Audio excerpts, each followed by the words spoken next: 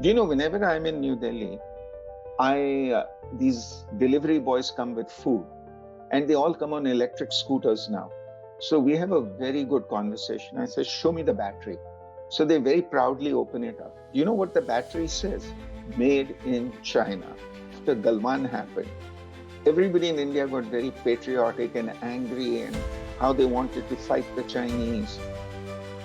The only Indian I know who threw away her Chinese phone and she said, I'm going to buy a Korean phone. I won't buy a Chinese phone. It's my sister. And if you look at what happened in Operation Sindoor, it was Russian weaponry that worked. The BrahMos, the S-400, so on, the Zu-24 Shilka. These were all the things that were used by India. If you have Atmanirbhar and you are, all these other things which you keep telling me about, why can't you make something simple like this?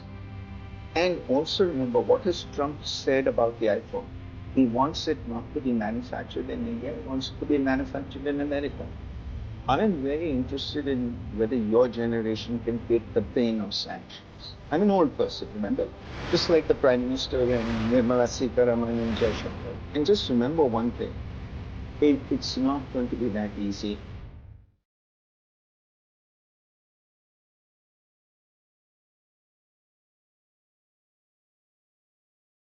So my first question goes like, what is the single greatest misconception the world has about peacemaking operations? Um, People think that it's a solution. It's not a solution.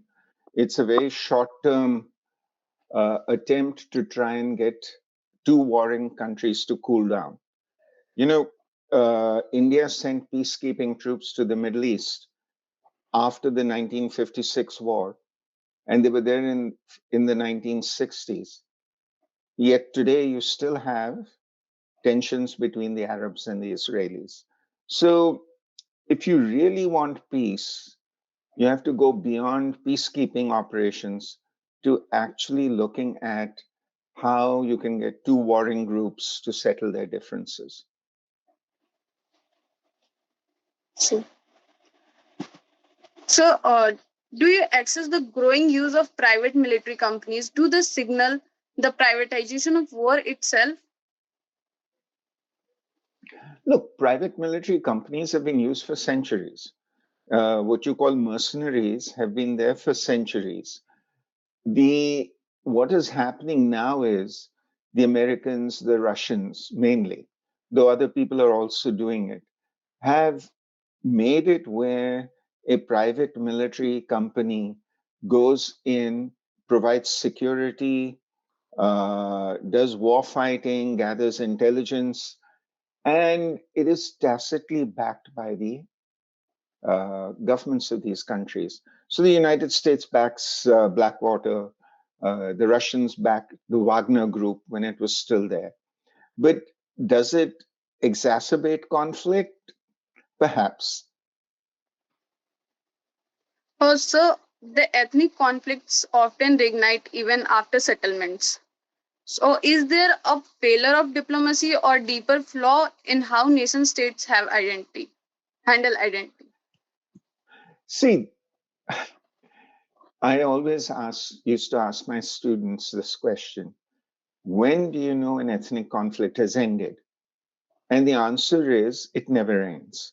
It may subside for a while, but it comes back. Remember about 7 years ago, Scotland asked for independence from the United Kingdom. They had a referendum.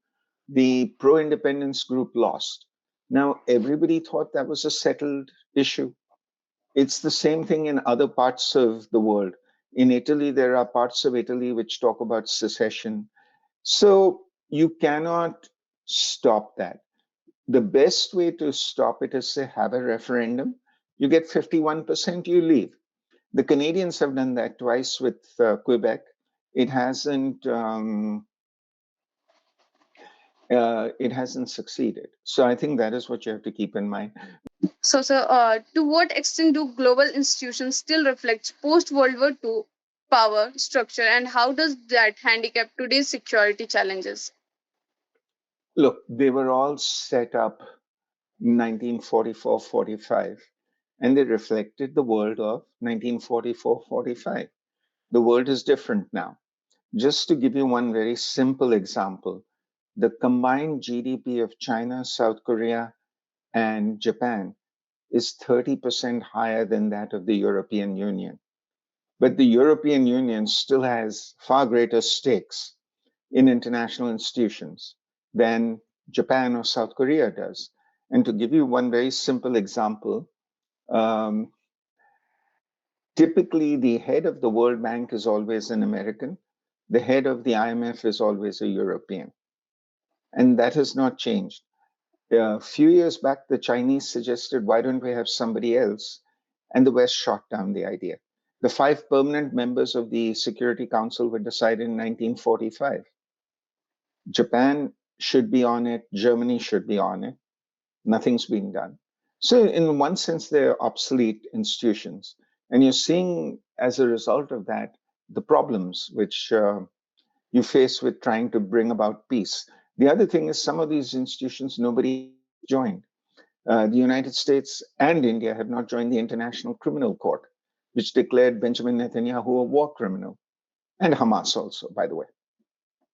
So, you need to essentially do a modernization of these institutions, make its membership larger, and meaning at the decision making level, expand the UN Security Council, change the president of the IMF, so on.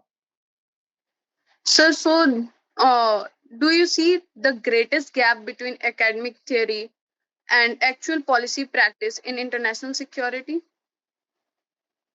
Hey, look, there's two types of academic work. One is quantitative international analysis, which doesn't have any relevance to what is happening in the world. And then the other is public policy work. Public policy work does. But what you have to remember is that the West has the monopoly on it. So it's only a Western perspective that you get. So I'll give you one very simple example. In the case of Ukraine, all we've had is the Western perspective, not the Russian perspective. All we've had are Western casualty numbers rather than what actual casualty numbers may be. So that answers your question, I think. So, do you think can middle power like India truly shape global order, or will great power rivalry always dominate? India has to become a power. India is not a power. See, if you look at what is happening today, India's economy is in trouble, despite all the talk of being third largest economy in the world and all this, which, by the way, is based on purchasing power parity. It's not based on actual economic indicators. Um, the fact is, the Indian economy can be buffeted by winds very easily. And I'll give you some examples. Why is India so worried about American tariffs right now? Uh, American Indian trade is what, $120 billion. That's nothing. The Americans and the Chinese do 600 billion. The Chinese and ASEAN do 900 billion. But you're worried that you're going to lose employment. The other thing you're worried about, just to put this in perspective, is Trump is now passing very strict anti immigration laws. So they're going to get rid of a lot of the H-1B people. They're going to get rid of a lot of the students who come to America to study and then hopefully to get work. The question then is, can the Indian government provide them with employment? And remember, you're going to lose employment on in your gemstone industry, in your textile industry, and so on, because of the current trade war or the current tariff war with the United States. And you don't have alternatives. So I think India is a long way from being a strong middle power that people are going to factor in when they look at international conflict. Remember this, on Ukraine, India has always abstained. If you say I adopt a neutral position, you're irrelevant to the conflict. So my own sense is it's a long way to go.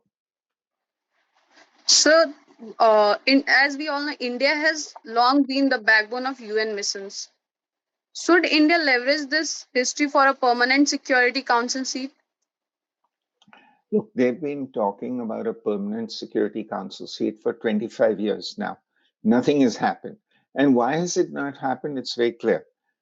They have gone in as something called the G4, Brazil, Japan, Germany, India, and said expand it from five to nine. The Chinese are not interested in having the Japanese in. The Americans are not that keen to have the Germans in. Nobody cares about India and Brazil in this equation.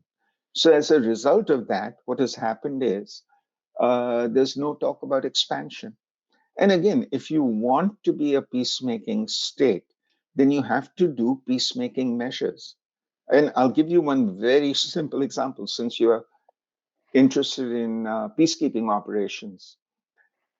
Vladimir Putin has said very clearly that we are not going to allow European peacekeepers in Ukraine after a peace agreement has been reached. Xi Jinping suggested why not have Brazilian, Chinese, and Indian peacekeepers? Nobody in New Delhi is interested in that. But if you do that, you then become precisely what you're saying, Madhvi, a player in international relations. Okay. Now, you can't say that I'm going to be neutral on everything, but please take me seriously. This only happens in Delhi. It doesn't happen in the rest of the world. In the rest of the world, people say, if you want to comment on this, if you want to do something about it, participate. There's no participation. So, why will anybody call you to the table? So, like that US tariff hike on India, like 50% tariff hike, India's transformed their trade to China. Is it a great decision by India? Look, number one, you haven't transformed your trade to China. You're talking about transforming your trade to China. Go read what they say very carefully. It's like everything in Delhi. Somebody visits and you say, wow, we're going to have trade. In actual terms, that trade is not there. It'll take, and what your viewers need to understand is you can't sign an agreement on Monday saying we're going to trade more, and on Tuesday you start trading. It takes years to develop that because you have to identify markets, products, supply chains. All this takes time, number one. Number two, again, this is not understood in Delhi. I'll give you one very simple example. Okay. India used to produce cell phones, which were called Micromax and Lava. You cannot buy a Micromax or a Lava now because they've been wiped out. Instead, 80% of India's cell phone market is Chinese. Vivo, Oppo, Redmi, OnePlus. I'm not sure if Huawei is there or not, Honor, so on. The Chinese are already in a very large scale in the Indian market. Now, what has happened with the tariff war is the mistake India made was it should have been diversifying its trade relations many years ago and not in a situation where it is forced to do so. And I'll give you one example. President Lula of Brazil came to India with 300 businessmen to be the chief guest of the Republic Day parade. When he came, these 300 businessmen did not come to see the Taj Mahal or the Sanchi Stupa or anything like that. They came to do business with India. How much India Brazil business is there? And if you don't do these things, you will not have options. And no, the China trade is not going to double in the next year. It's what, in 100 billion plus. If you're lucky, it may go up to 120, 130 billion. So that is how you have to look at this. And you have a free trade agreement with the British now. One of the things it does is allows more yoga instructors to go to Britain. Congratulations. I think that's a great thing. But at the end of the day, I don't see anything substantive. And I'll give you one more example, which your viewers won't like, but they need to start thinking about this. All your weaponry comes from Russia. Your space program is based on the Russians. The next generation of cryo engines, those are the engines that lift your space launches, will come from Russia. India has not built the India Russia relationship for the last 5 years. Now, Putin is coming. What you need to do is buy 20 to $30 billion worth of weapons from him. And if you look at what happened in Operation Sindoor, it was Russian weaponry that worked. The BrahMos, the S-400, so on, the Zu-23-4 Shilka. These were all the things that were used by India. So build this relationship and see what you can do. But in the short term, it's not going to be that easy. And just remember one thing. Um, I am very interested in whether your generation can take the pain of sanctions. Because, as I always point out, after Galwan happened, everybody in India got very patriotic and angry and how they wanted to fight the Chinese. The only Indian I know who threw away her Chinese phone, and she didn't throw it away. She was replacing her Chinese phone, which was becoming old. And she said, I'm going to buy a Korean phone. I won't buy a Chinese phone. This is my sister, who I think is a patriotic Indian. People your age went out and bought Chinese phones. The number of China's penetration of the cell phone market has gone up to 80% post Galwan. So let me ask you this. What is all this big talk about we are going to take a stand in international affairs? And you can't, you know. So, so right now, like in our generation, basically, there is many initiative led by the government, like Make in India, Made in India. Recently, like you talk about Russian warfares, like how Russia has given the war instruments to India. Mm-hmm. Right Mm-hmm. now, the, PM Modi has said that he is initiating Sudarshan mission, in which there are many defense missiles are being launched, like defense protection for defense protection. Look, some good things have been. Firstly, this whole thing has to be rephrased, this whole debate. India is Atmanirbhar in its most important thing, which is nuclear weapons, which India did in 1974 and 1998. Nobody in India talks about this. Because you have nuclear weapons, you're not in the position of Ukraine, Libya, Iran, Iraq, so on. Nobody can bully India. Where you have trouble is conventional weapons. And what has happened in conventional weapons in the last 10 years or so is the private sector is doing a really good job. All the drones which were used in Operation Sindoor came from the private sector. It didn't come from HAL. Okay. A lot of the artillery which India sells abroad to countries like Ukraine, artillery shells and so on, again comes from the private sector. So the private sector is doing work. But now tying this to young Indians, let me tell you this. Every time I give a talk like this, there'll be three people in your audience who'll say, oh, he's old. To which my answer is number one, the Indian Prime Minister is 75. The two most popular politicians in India, Jaishankar and Nirmala Sitaraman, are in their 60s. So, what is this talk about people being old? And I would frankly like to see one of these people call the Prime Minister old and see what happens. But on a different note, here's what all you young people need to understand. In the United States, okay, Bill Gates set up Microsoft when he was in his 20s.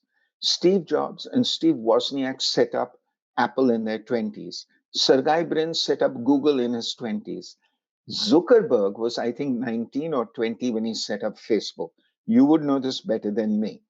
And Sam Altman, who's done OpenAI, was in his 30s. Now, where are the Indians doing any of this? And the answer is zero. The only two young Indians who are in a leadership position are Shubman Gill and Harmanpreet Kaur. Shubman Gill, in case your viewers don't know, is the captain of the Indian cricket team. Harmanpreet Kaur is the captain of the Indian women's cricket team. But show me an Indian Steve Jobs. Show me an Indian Bill Gates. Show me an Indian Sergey Brin. It isn't there. So I would really like to see your generation get innovative. I would like to see your generation create things apart from Zomato apps. Yeah, I can make a Zomato app. It doesn't require a great deal of skill. Does that So, answer the age question to you? yes. And by the way, please do contradict me if you have the name of a young Indian who at 25 has set up a world beating unicorn corporation. So actually, I don't have knowledge about that right now, but in future, I will There isn't. definitely. There isn't. There isn't. To answer your question, there isn't. Okay? Because, like I said, Apple became a multi billion dollar company when Steve Jobs was 26. All right, sorry, go on to your next question because Okay, I'm so being acerbic today. it's all right, sir. So, looking at history, are ethnic conflicts ever truly resolved on only managed until the next eruption? They're only managed till the next eruption. Look, So, one of the things, sorry to interrupt, let me just say one no, more thing. What is happening in the world today is the rich people want to leave countries because they say, we make the money, we work hard. Why are we paying for the people who are lazy, the people who are incompetent, so on? So in Italy, northern Italy talks about secession. And northern Italy, if you take it out of Italy, has the second highest living standards in Europe after Germany. Hmm? It's that rich. Um, in Belgium, again, they're talking about splitting the country, and it's not along class lines or there, but it's along ethnic lines there. But if you look at countries where this is happening now, uh, you look at Spain. It is Catalonia, which is one of the richest provinces of Spain, where Barcelona is, which wants to leave. So remember this: the rich want to leave, and in India, what you're going to see in the future is the rich states of India will ask for greater economic autonomy. They won't leave the country. And again, I want your audience to understand this because nobody looks at data in India. So let's help people here. The richest state in India is Maharashtra. Second richest state is Tamil Nadu. Third richest state is Karnataka. Fourth richest state and fourth richest is Gujarat. Fifth and sixth are the two Andhras. I always forget which one is five and which one is six. It's not Punjab. It's not UP. It's certainly not Bihar. So and one more thing you have to remember: the birth rate in all these states now is below the replacement level. You go to Maharashtra, you go to Tamil Nadu, it's one child. You go to Bihar, people are still having a lot of children. So, at what stage will you start seeing the Tamils or the Telugus say, we want greater economic autonomy and we want a greater say in how taxes are distributed in India? And I think that's coming. And it's coming because they are productive. You see? Now, will they ask for independence? The answer is no, because it would be silly given how integrated India is as a country now. In the 1950s, they could have asked for independence. Today, it won't happen. And I think that's very good. I believe in a united India. But I think there has to be greater federalism, and people have to be given the chance to do better for themselves. so do you think if the trade between India and China goes well, do China ask for favor in return, a very high favor, which India cannot do? Well, I've already answered the trade question. I'll just say something on the favors. The Chinese have basically said, let us keep the status quo on the border. Okay. And that is what is going to remain. Because the problem, I mean, you have to look at it this way, Madhvi. The What the Indians want, the Chinese will never give you, which is large chunks of land which they took first in 62 and which they've taken in small chunks ever since. Okay? That is the first thing you have to remember. There is a parliamentary resolution to take back Aksai Chin. No Indian politician and no Indian general, army general says, seriously, we're going to do this. So, what they're asking for is status quo on the border. What they are asking for is higher levels of trade. And if you read what the Chinese say, they say our number one threat is Taiwan, our number two threat is South China Sea, our number three threat is East China Sea. Then we will look at the India China border. So India's fourth on that list. It's not number one on the list. They are really worried Taiwan will declare independence and they will get into a war with the United States. Okay. So asking for a price is not the thing. I think from an Indian perspective, what is important is how do you balance trade between India and China? Because right now it's overwhelmingly in favor of China. And how do you make it where the Chinese buy more Indian goods and services? That would be my question to you and to your audience. How do you balance trade between India and China? And what they've been asking for the last 20 years is number one, forget about the border.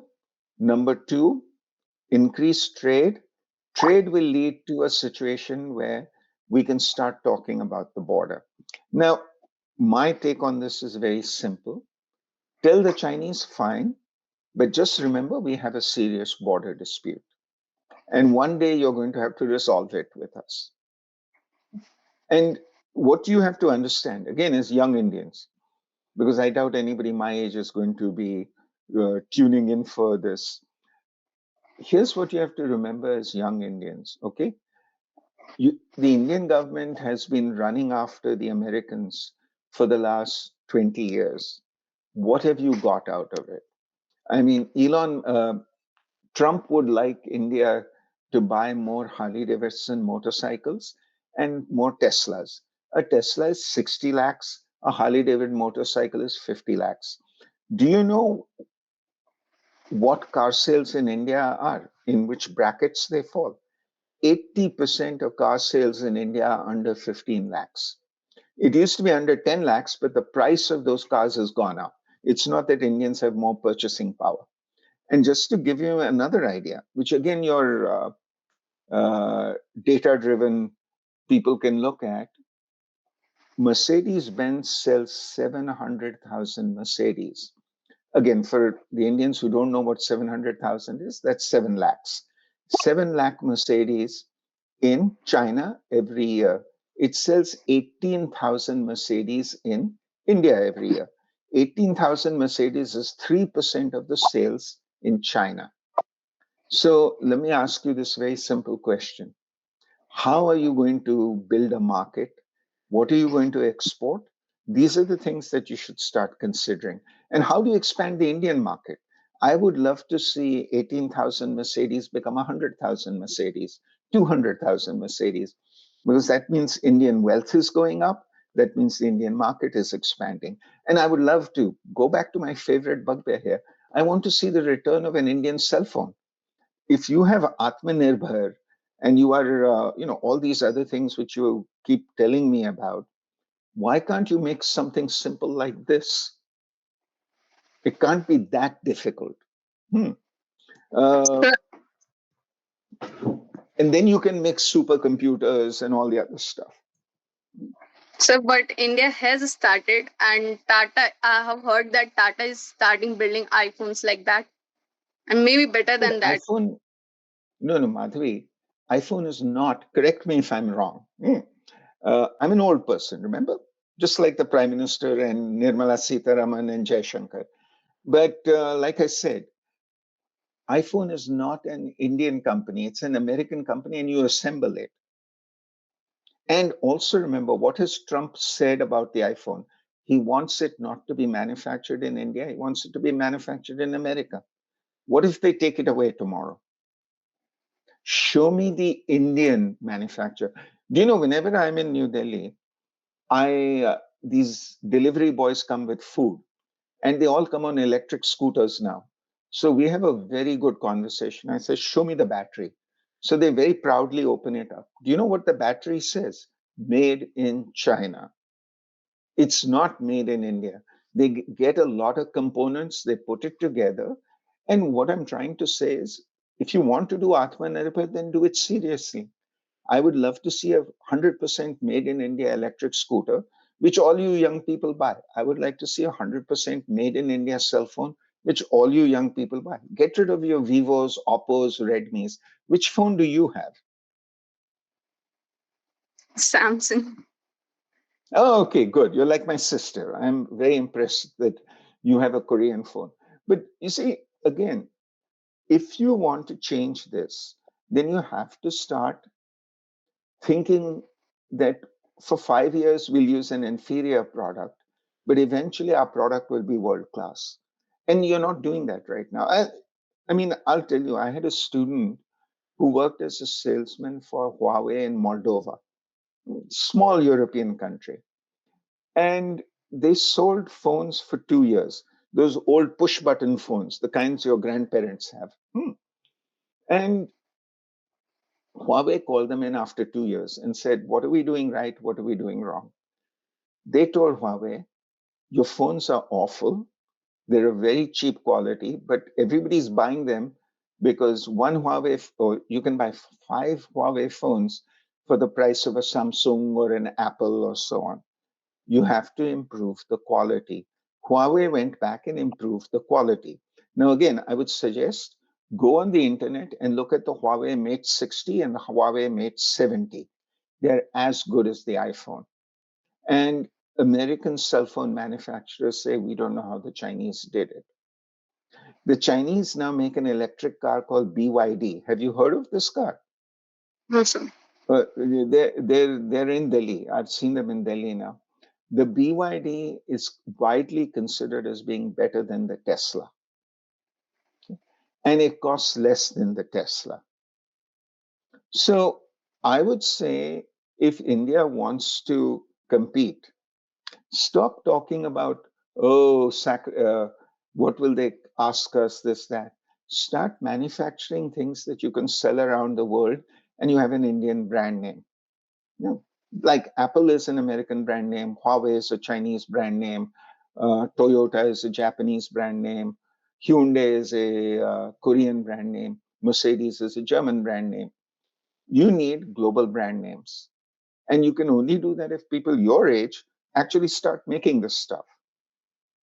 So if you ever make an Indian cell phone, let me know. I'll buy one very happily. I will get rid of my Apple. So, Waste of money. so basically, the thing is that India has been dependent on China for a long period of time. That is also a reason why Indians are still using made in China things. But considering from time period when it was used widely and now it has been decreasing. 80% is not a decrease. I don't, look at this realistically. Galwan happened 5 years ago. What have you done to wean yourself off China in 5 years? Trade between India and China has actually increased since Galwan. So somebody needs to explain this to me. I hate the Chinese, but I'll buy their products. That is not logic. Okay? And if you want to do Atmanirbhar, do it in real things. It's a. I would really like to see 100% made in India car with Indian components and not importing the engines from somewhere. See, I'm a total Indian patriot. I'm all for doing this, but I want to see your generation do it. And let me explain this to your generation, coming from the old person, okay? Which we've now agreed that old is not a relevant factor in India because young is not a relevant factor in India. But let me explain this to all the young people. Think of your life as a 50 over ODI. You are in the 10th over or the 15th over of the ODI. What do you want for the next 35 overs? What do you want India to look like 35 years from now when you are my age? And my question would be, I would like to see it really developed, to be a developed country. And I would like to see it where if some country puts tariffs on India, the Indians say, okay, not a problem. We have plenty of markets. See, remember one thing. In New Delhi, they're very upset about tariffs. The Chinese are not upset about tariffs. The Brazilians are not upset about tariffs. The South Africans are not upset about tariffs. And that should tell you a lot about where India stands today. I'm sorry, I'm not giving you the India, the most wonderful country in the world, blah, blah, blah thing, because unless your generation recognizes what needs to be done, it won't be done. And remember, your generation has ingenuity, your generation has inspiration, your generation is innovative, and your generation has energy. You can't expect an 80-year-old to. Let me ask you again, your audience, this very simple question. Do you think the next innovation in technology is going to come from a 70-year-old or will it come from a 25-year-old? And the answer is it will come from a 25-year-old. Because I'm sure you know enough people over 50 in India. Ask them if they understand what AI is. Do you see what I'm saying? Ask Yes. them if they know what AI is and how it's shaping the world. And they'll say, we don't know. You understand fully well what AI is. Your producer understands fully well what AI is. Everybody who's young is using ChatGPT now or DeepSeek. Am I right? Yes, sir. Whether they like it or not. So, but go ask your parents to use ChatGPT and DeepSeek. Not going to happen. So, innovation has to come from you. It can't come from the older people, and it can't come from listening to all this. Oh, what do we do about China? Blah, blah, blah. First, you do it. And as Indians, I would like to think that there's enough intelligent people in the country who can bring about this kind of innovation. Yes, sir. So moving forward, I would like to end my questions with one last question. Has globalization failed in preventing conflict, or have we misunderstood what globalization was meant to achieve? Well, and then that's an absolutely essential issue to understand. Uh, we have misunderstood globalization because we think globalization is only trade, and because that's how it was written by the Americans and the West. In actual fact, globalization is the global flow of money, trade, money, labor, technology, and ideas. Okay, four things. And if you look at it today, think of ideas. WhatsApp is an idea. It was used, and a technology. It is used around the world today. It has nothing to do with economics, even though it does benefit economics. Labor, go to New Delhi airport or Mumbai airport and see how many Indians every day get on a flight to go around the world. And now, as part of the China deal, India and China are going to restart direct flights. When they restart direct flights, see how many thousands of Indians are flying to China on business, for studies, so on, even tourism. These are the things you've got to remember. Globalization is not just economics. Globalization is people doing Google searches. When they do Google searches, what are the websites that are coming up? Is it all Indian websites or is it American websites, European websites, Australian websites? That's globalization. Now, the idea was trade would solve everything. Trade doesn't solve everything because people's identities don't go. And as I've told you several times, uh, the thing to keep in mind is you have to be very flexible on dealing with ethnic conflicts. And a strong country is one which always gives another ethnic group the opportunity to decide its own fate. And I'll give you the example again of Canada. Canada is not a strong country. Canada has a small military. You could take the entire Canadian army and put it in Eden Gardens Stadium in Calcutta, and you'd still have room for Indian cricket fans to go in there. Okay. It's very tiny. You couldn't fit the Indian army into Eden Gardens. It's a million-person army. But why are the Canadians strong? Twice in their history, the French speaking part of Canada has called for secession. And the Canadians didn't send in troops and kill French Canadians and so on. They said, okay, we'll have a referendum. If you win the referendum, you can leave. If you don't win the referendum, well, then you stay. And both referendums, the secessionists lost. Now, the secessionists in Canada are again asking for a referendum. And the Canadians are saying, maybe, but not right now, but we will do it. And this is the thing with ethnic conflicts. You have to understand that people's identities are strong, number one. Number two, one of the major reasons of ethnic conflict is depressed economic opportunity.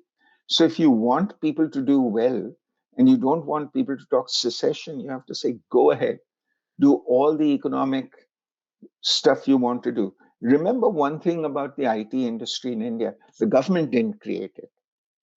Read any book on the IT industry.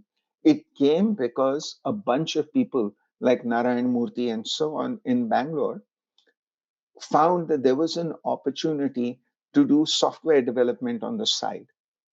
And the government, because it didn't understand it, didn't know how to stop this. And I'm talking now about the 1990s and 2000s. So it was a Congress government then.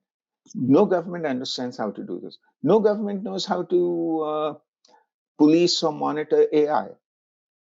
And I'll tell you, when they started looking at monitoring the internet in India, they used the Indian Telegraph Act of 1856 to monitor the internet. Now, you tell me, what does the Telegraph Act of 1856, how is it relevant to the conversation you and I are having? And by the way, isn't our conversation globalization? You're sitting in Delhi, I'm sitting in St. Louis, Missouri, in the United States. This has nothing to do with economics. Keep that in mind. Also, I'll end with one thing. Look around the world. There are 26 million Indians in what is called the diaspora. And we all tune in every day. Either we're reading the Indian newspapers or we're watching Indian shows on YouTube. And we have a pretty good idea of what is going on in India. And thanks to WhatsApp and everything else, we talk to our relatives every day. So how can you say there's no globalization? And I don't suggest you're saying that. It's there. The issue on conflict is you have to be, number one, give people economic hope. Because if people's bellies are full, they're not talking about secession. They're saying, hey, I like this. I'm going to now buy a new car. So on that optimistic note, let me end this. Thank you so much, sir, for your kind words. It's pleasure having you on board. Well, thank you. I enjoyed this. And hopefully people will learn from it. And remember what I said. Stop talking old. Ask why the young aren't making Apple, Microsoft, and Facebook. Because that is where the real challenge lies. Unless you think I can make Facebook. Do you think I can make the next follow on to Facebook and TikTok? I leave that question to you now. You don't think so. I don't think so either. So let's see your generation step up instead of being critical. It's very easy to sit and say, oh, I don't like this about the Thais broadcast. Well, you make your broadcast, buddy, which will never happen, by the way. So, So, by the anyway, way, sorry, sorry, go sir. ahead. No, So, no, by the way, ties are made by the young individuals only. I know. That is what I'm saying. That you will get, mark my words, when you put this up online, watch the amount of abuse I get, okay, for what I've said. Because nobody likes to hear the truth. Everybody wants to hear, we're going to fix the Americans, we're going to fix the Chinese, we're going to get back Aksai Chin, and oh, gee whiz, our economy will double in the next 5 years. I like to look at things a bit more realistically. Yes, sir. So Thank you, sir. I will leave it at that. No, I wish your young generation well. You're the future of the country. I hope you decide to be the future of the country. Okay? Yes, Thank sir. you. Thanks.